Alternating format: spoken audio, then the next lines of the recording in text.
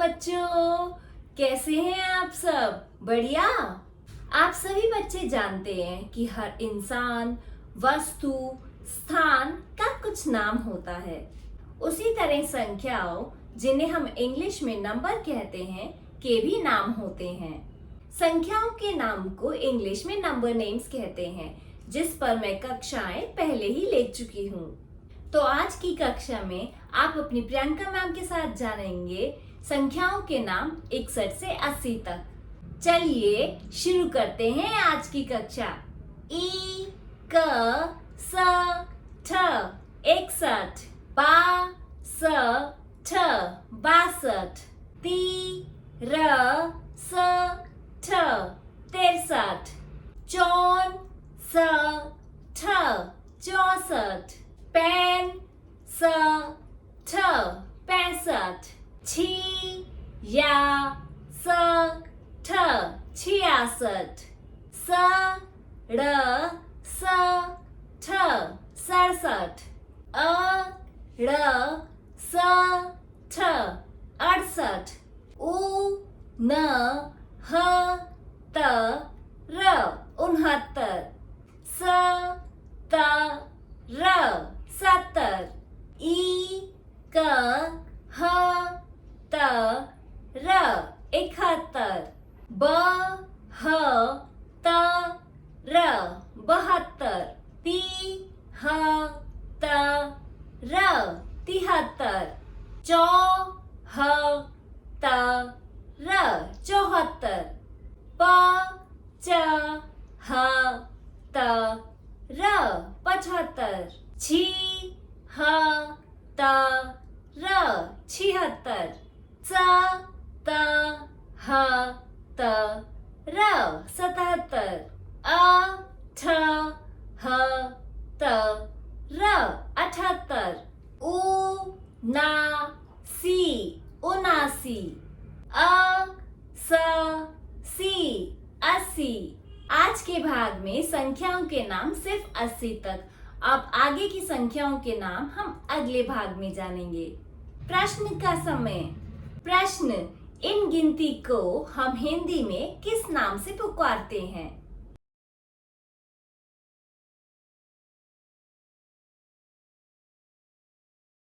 इस प्रश्न का उत्तर आपको इस ईमेल आईडी पर भेजना है। अब समय है एक कहानी का, जो कि है सोने की चिड़िया। एक बार एक पहाड़ की चोटी पर एक विशाल वृक्ष पर फुर्तीला नाम का एक विशेष पक्षी रहता था।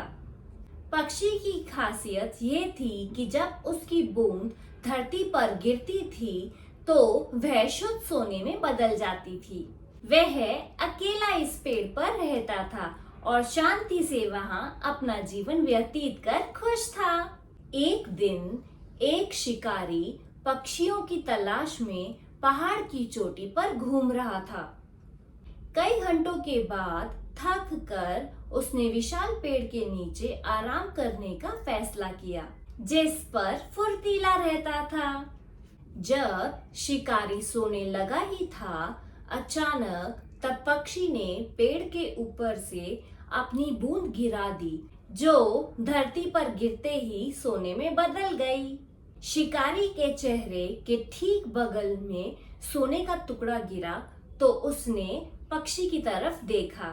फिर से एक और टुकड़ा जमीन पर गिरा और इस बार शिकारी ने इस टुकड़े को सोने में बदलते हुए देखा। ये सब देख शिकारी बहुत हैरान हो गया।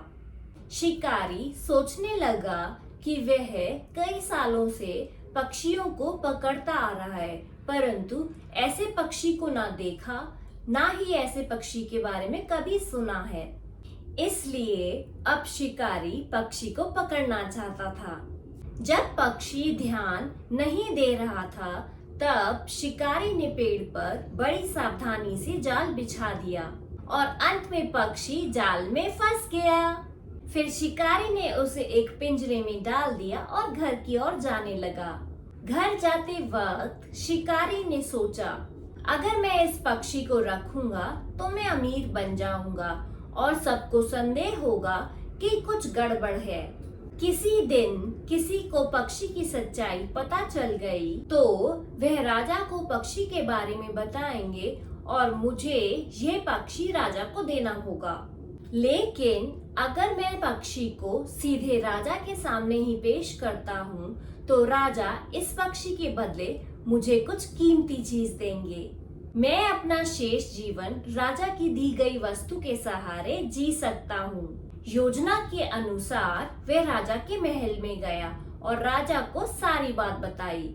उसने राजा को पक्षी दिखाया और राजा ऐसा विशेष पक्षी देखकर बहुत खुश हुआ। उसने अपने नौकर को बुलाया और कहा, इस पक्षी की उचित देखभाल करो, इसे एक शानदार पिंजरे में रखो और भरपूर भोजन और पानी दो। यह एक शाही पक्षी होगा और अपनी बूंदों से मुझे कई दौलत देगा। अचानक राजा के मंत्रियों में से एक राजा के पास आया और बोला, राजा जी, एक पक्षी की बूंदें सोने में कैसे बदल सकती है? अपनी आंखों से देखे बिना आप इस राह चलते शिकारी पर कैसे भरोसा कर सकते हैं? अब राजा ने अपने बुद्धिमान मंत्री के शब्दों पर विचार किया। फिर उसने अपने पहरेदारों को झूठे शिकारी को दंडित करने और पक्षी को छोड़ने का आदेश दिया। जैसे ही पक्षी मुक्त हुआ, वह उड़कर पास के दरवाजे के ऊपर जाकर बैठ गया। अचानक उसने अपनी बूंद गिराई जो सोने में बदल गई। राजा और उनके मंत्री सहित सभी ने ये देखा और चौंक गए।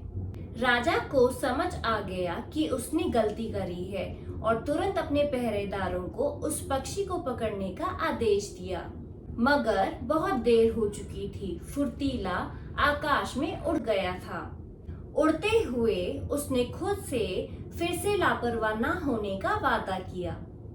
शिक्षा, चाहे कुछ कितना भी असंभव लगे, हमें उसकी पूरी तरह जांच करनी चाहिए और कभी भी लापरवाह नहीं बनना चाहिए।